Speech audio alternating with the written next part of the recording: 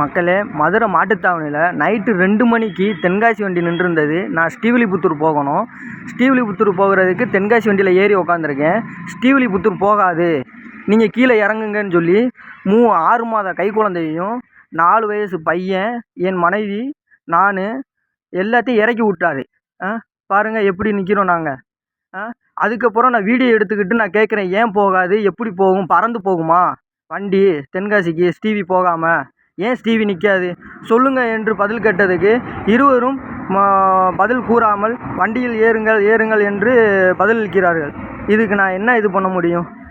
பாருங்கள், என் மனைவி நிற்கிது, அங்கே ஒரு பையன் நிற்கிறியான். இதுக்கு நீங்களே கேளுங்க. அவங்க 2 பேரும் எதுவுமே பேச மாட்டாங்க, ஊமையாக இருப்பாங்க. கேளுங்க.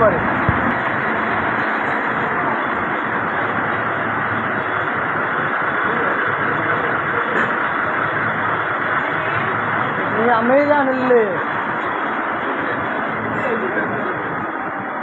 சொல்லுங்க, பதில் சொல்லுங்க சார். யாருங்க சார் உங்க பேரு? என் பேர் என்ன? நீங்க என்ன சொன்னீங்க? பக்கத்துல வண்டி வரும் நீங்க சொன்னீங்களா இல்லையா? சார் ஒரு நிமிஷம் பதில் சொல்லுங்க. நான் குழந்தை குட்டியோட வந்து எனக்கு பதில் சொல்லுங்க. பக்கத்துல வண்டி வரும் சார். இருங்க சார், நான் பேச விடுங்க சார், பேச விடுங்க. பக்கத்துல வண்டி வரும், வெயிட் பண்ணுங்க. நீங்க ஏன் சொன்னீங்க? இடம் இல்லைன்னு. எதுவும் கமிஷன் வருதா? இடம் இல்லைன்னு இல்லை, எதுவும் லஞ்சம் இருக்கா? இடம் இருந்துச்சு உள்ள சார்.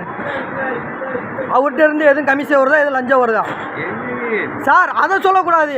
நீங்க ஒரு அதிகாரி, ஏன் நீங்களும் அவங்க சொன்ன வார்த்தையை நீங்களும் ஏன் அதை இது பண்றீங்க சொல்லுங்க.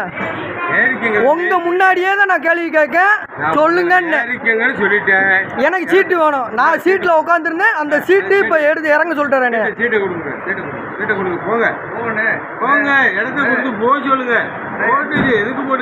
என்ன பச்சை பிள்ளைகளோட வந்திருக்க? சீல்தூர் நிக்காதான், பறந்து போகுமா? இல்ல இவர் அதிகாரி தானே? இவர் அதிகாரி தானே?